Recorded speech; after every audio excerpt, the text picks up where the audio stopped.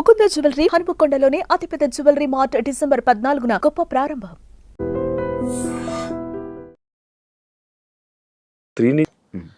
అది wrong guide చేస్తాం, mislead చేస్తామని ఒక్కొక్కసారి అనిపిస్తుంటుంది. నార్మల్ ప్రమోషన్స్ ఎందుకు చేయకూడదు? ఎట్లా వస్తాయి అబ్బా డబ్బులు వీళ్ళకి? నేను ఒక షర్ట్ 2 రోజులు వేస్తే అన్న కార్డు ఇస్తాము, ఇంకో షర్ట్ కొనుక్కోవాలని కమెంట్ పెట్టిన వాళ్ళు ఉన్నారు. మరి డబ్బులు ఇస్తాడు. Thank you. సరే, నేను అడుగుతా ఇప్పుడు, what is your relationship status Shiva? Single bro. ఎందుకని? నాకు తెలిసి ఒక అమ్మాయి రిలేషన్లోకి వచ్చినా కూడా అమ్మాయిని ఇంటర్వ్యూ చేస్తే ఎవరు అలా భయపడిపోయిన వాళ్ళకి ఎందుకు చేయలేదు, ఎలాగెందుకు చేస్తా? అలా భయపడిపోయి కూడా నా దగ్గర రాని వాళ్ళు ఉన్నారు. అవునా? ఈడితే ఎందుకు రా బాబు మనకు వచ్చిన గోళ అనుకుని బిగ్ బాస్కి వెళ్ళావు అంటే యాంకర్ నుంచి ఇంకొక ఫేమ్ కూడా ఇంకో వైపు నుండి వచ్చింది, ఫ్యామిలీస్ దగ్గర అయ్యావు, మరి సంబంధం రాలే? చెల్లి ఉంది, చిన్న 8 years డిఫరెన్స్ నాకు చెల్లికి.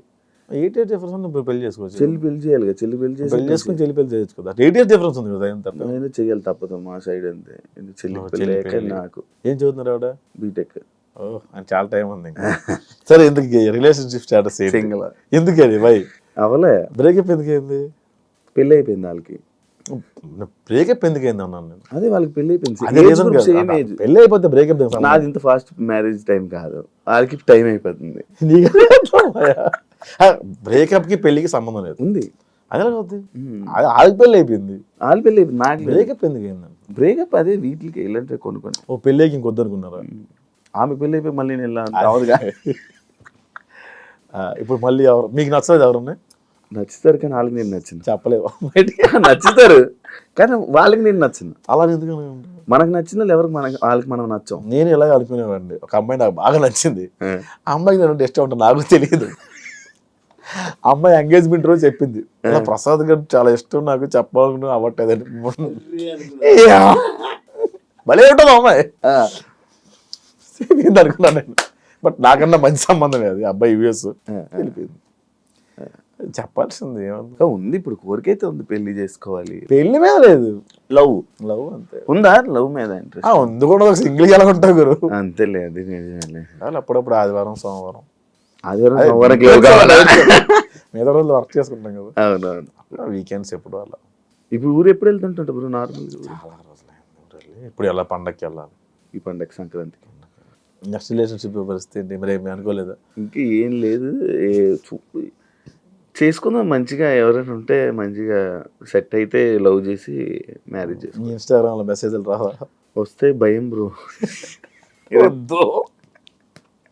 వద్దమ్మా, నేను ఒక్కరు ఒక్కరికి ఇచ్చా అంతే. ఏమైంది? వచ్చేసారు అలా నెంబర్ కనుక్కొని. అవునా? వైజాగ్ నుంచి వచ్చారు వాళ్ళు. బిగ్ ఫ్యాన్ ఆఫ్ అండి. ఎవరండి మీరు? ఇన్స్టాగ్రామ్ లో మీరు ఎస్ఆర్ రిప్లై ఇచ్చారు కదండి. నేనేనండి. నేను అబ్బాయి అనుకున్నాను, అమ్మాయి అది ఓకే అనుకున్నా. వాళ్ళు ఏదో మెసేజ్ పెట్టారు, అది ఫ్రీ టుమారో అని ఎస్ఆర్ పెట్టాను నేను. వాళ్ళు వైజాగ్ నుంచి వచ్చేసారు. నెంబరు అడ్రస్ ఎట్లా తెలిసిందో తెలియదు. ఆ రోజు చాలా వదిలించుకోవడం చాలా ఇబ్బంది పడ్డా. అభిమానంగా వచ్చారు, వదిలించుకోలేను. అలాంటి రోజంతా స్పెండ్ చేయలేను. వాళ్ళని లంచ్కి తీసుకెళ్ళి నేను ఒక రోటీ ఆర్డర్ పెట్టుకున్నా. వాళ్ళందరూ ముగ్గురు వచ్చారు. యాక్చువల్లీ ముగ్గురు అమ్మాయిలే. వాళ్ళు తింటున్నారు, రోటీ స్పీడ్గా తినేసి మనకి మొబైల్ తీసి రింగ్ టోన్ ఆన్ చేసి యా వస్తుందా బయలుదేరుతుంది యా అని చెప్పి కనేసి వెళ్ళి జంప్ చూస్తే చేయడమ్మా. అది చూస్తే వాళ్ళకి ఇబ్బంది తెలియాలి కదా. జంప్ ఇన్స్టల్ రిప్లై ఇస్తావు నార్మల్ అమ్మాయి? ఇవ్వను అసలు. ఒక్కసారి ఇచ్చా, ప్రాంతీయ అభిమానం ఒకటి ఏడ్చి వస్తుంది కదా. నేను మాది కూడా గురుద్వార దగ్గరే ఉండేవాళ్ళం అండి. ఇప్పుడు సీతం దర్శిట్ ఏదో పెట్టారు వాళ్ళు. వైజాగ్ మన పుట్టి పెరిగింది వైజాగ్ బ్యాచ్, మనకు తెలిసిన బ్యాచ్. ఈనాడు దగ్గర ఉంది, సేమ్ కాలేజ్ అండి, మీ కాలేజే అనగానే కొట్టాం. కొట్టగానే ముగ్గురు వచ్చారు. అదొక్కటే, దాని తర్వాత నుంచి ఇవ్వడం మానేసా? ఒకళ్ళిద్దరు ఇచ్చేవాడిని అబ్బా. అబ్బాయిలు ఎవరన్నా ప్యాషనేట్ గా ఉండి ఏదైనా స్టోరీ పంపిస్తానంటే అప్పుడు అలా రిప్లై ఇచ్చేవాడు. ఇప్పుడు నువ్వు లవ్ చేస్తాను అంటున్నావు కదా, నార్మల్గా ఏం చూస్తావు ఇప్పుడు? ఏం చూస్తావు? పాస్ కాదు, ఒకటి ఉంటుంది పాస్. అదేం చూడడం. అమ్మాయి అయితే చాలా ఏం చూస్తావు అలా బాగాలేవు బాగుంది కాదు తను ఇలా మంచి మాట్లాడుతుంది అసలు మంచి చూసుకుంటున్నట్టు మంచి గించి అక్కడ ఎక్స్పెక్ట్ మనలో లేదు వాళ్ళలో లేదు ఆ రెండు దంతా బూడిదే జోగి జోగే అసలు మంచి ఇది అందం ఈ మంచి అనేది అబద్ధం పోను అందం మరీ నాలా ఉండకూడదు నాలా ఉండకుండా బాగానే ఉంటే పర్లా కలరా నాలా ఎలాగో ఉండకూడదు ఏ యాంగిల్లో ఉండకూడదు నీకే కావాలి చెప్పు ఎవరు నాకు నీ కొన్ని టేస్ట్లు ఇంటర్వ్యూ చూసాను నేను ఎట్లాంటి వాళ్ళకి ఇంటర్వ్యూస్ ఎట్లాంటి వాళ్ళు చేసినావయ్యా అయ్యో ఇదా నేను అమ్మాయిని సజెస్ట్ చేయనా ఇంటర్వ్యూ కన్నా స్టఫ్ ఎక్కువ వెళ్ళిపోతుందండి ఈరోజు గెస్ట్తో ఇప్పటిదాకా మనం మాట్లాడుకుంది చాలు థ్యాంక్ యూ శివ గారు మా స్టూడియోకి వచ్చి మీరు మాట్లాడినందుకు థ్యాంక్ యూ సో మచ్ అండి thank you so much bro interview ఇచ్చినందుకు యాక్చువల్లీ నేను ఇంకా చాలా మాట్లాడాలనుకుంటుండే కాకపోతే నాకు ఇచ్చే గ్యాప్లో ఒక 2-3 ఇంటర్వ్యూలు రిలీజ్ అయిపోవడం నాకు ఏం అడగాలో తెలియపోవడం ఫోన్లో అడిగిన వాళ్ళు పాత వాళ్ళు తిన్నగా అడగలే కాంట్రవర్సీ అవ్వలేదు నువ్వు అడిగితే అయిపోయింది మేబీ పడేది ఆ మ్యూజిక్ కైనా వెళ్ళిపోయేది అనుకున్నా ఇవన్నీ అనుకున్నా కాదు నేను ప్రోమో చూసాను ఇవి నేను అడిగిన క్వశ్చన్ ఒకటి నేను చెప్పిన ఆన్సర్ ఒకటి ఈ మధ్యలో దాదాపుగా 20 నిమిషాల గ్యాప్ ఉంటుంది ఆ క్వశ్చన్ ఈ ఆన్సర్ వేసేవాళ్ళు ఇదేంటి ఇది ఇలా ఉంది ప్రోమో అనుకుని సరే ఇంట్రెస్టింగ్ చూస్తే ఆ క్వశ్చన్కి ఈ ఆన్సర్ చెప్పలేదు ఏంటి అనుకునేవారు అమ్మ కానీ నీకు రీల్స్ లో ఏం కట్ అవుద్ది ఇదే కట్ అవుద్ది ఈ ప్రోమో కట్ చేసి పెట్టేవాళ్ళు అంత బలుపుడు అడిగి అలా కడితే అలా చెప్పాడు అమ్మో నీదే జరిగే ఏమైనా నేను ఇలా చెప్పలేదే ఆన్సర్ ఎందుకు ఇది ఇలా పడింది ప్రసాద్ బెహరా అని ఆయన పేరేంటి సుజిత్ ఓజీకి కథ రాయమన్నాడు అని ఒక టైటిల్ పెట్టారు అక్కడ ఏం జరిగింది ఆయన పిలిచారు అతని వైఫ్ నా వీడియోస్ చూస్తారంటే ఎప్పుడు ప్రసాద్ ఏమైనా డైలాగ్ వర్షన్ రాస్తావా నేను ఎంత తీసుకుంటే ఏంటి అంటే సార్ ఎట్లా నేను ప్లానింగ్ ఫర్ దిస్ అని అట్లా మాట్లాడాను ఆయన ఎప్రిషియేట్ చేశారు నా వీడియోస్ ఆయన రాయమన్నారు బట్ నాకు కుదరలేదు మధ్యలో నేను రాద్దాం అనుకున్నా ఒక వర్షన్ కూర్చుందాం అనుకున్న లోపల నేను వస్తాను బయటికి ఇది నేను చెప్పిన వర్షన్ కట్ చేస్తే ఓజీ కథ రాయమని అడిగాడు అని చెప్పి టైటిల్ పెట్టారు ఆ కింద కమెంట్ పెట్టేవాడు వీడియో కూడా చూడలే పవన్ కళ్యాణ్ నీకు రాయమని చెప్పారా అని కింద కమెంట్ పెట్టాడు నేను నవ్వుకున్నా ఆ వీడియోస్ నాకు సంబంధం లేదు ఆ కమెంట్ నాకు సంబంధం లేదు కాకపోతే మొన్న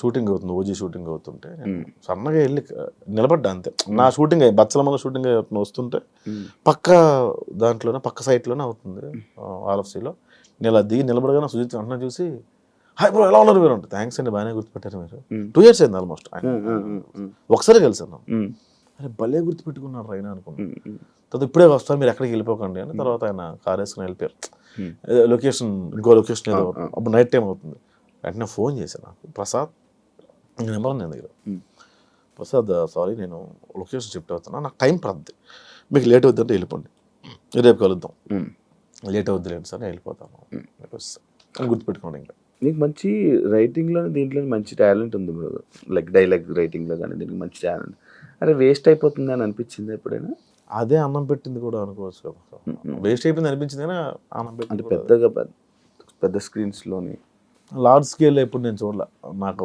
అవకాశం వస్తుంది అనుకో ఇప్పుడు చాలా వచ్చినాయి డైరెక్ట్ చేయొచ్చు కదా ఇప్పుడు మంచిగా ఇప్పుడు సుఖంగా ఉంది కదా యాక్టింగ్ బాగుంది అంటే లైక్ నేను నీ మాటలు కానీ నీ ఇవి వింటే అది మంచి డైరెక్టర్ కనిపిస్తాడు నాకు చూద్దాం టైం ఉంది కదా ఇంకా టైం ఉందా చచ్చిపోతాం ఏంటి రేపు 60 లైఫ్ స్పాన్ పడిపోయింది 60 దాకా ఉంటావా 60 ఇప్పుడు ఎంత మనకి 60 ఉండడం కష్టం ఇంకొక 20 సంవత్సరాలు 10 సంవత్సరాలు 40 అంతే మనకున్న ఇవి ఇప్పుడున్న నీ ఫ్రెండ్స్ లా కానీ నీ ముందు జనరేషన్ 40 దాకా బతుకున్న వాళ్ళ పేరు చెప్పు ఉన్నాడు షుగరు ఒక స్టంట్ పడి అలే ఉన్నారు తేనెలో ఆకులు అలములు తింటూ అనుకుంటూ లాగాలి అప్పుడు 60కి పడేది 100కి లాగేవాళ్ళు 45 పడుతుంది 60కి లాగుతున్నారు అంత thank you so much interview ఇచ్చినందుకు థ్యాంక్ యూ చాలా మంచిగా మాట్లాడాం అనుకుంటున్నాను ఎలా ఉందో నీ మనసులో ఫీలింగ్ ఏంటి నాకు తెలియదు కాబట్టి అమ్మాయి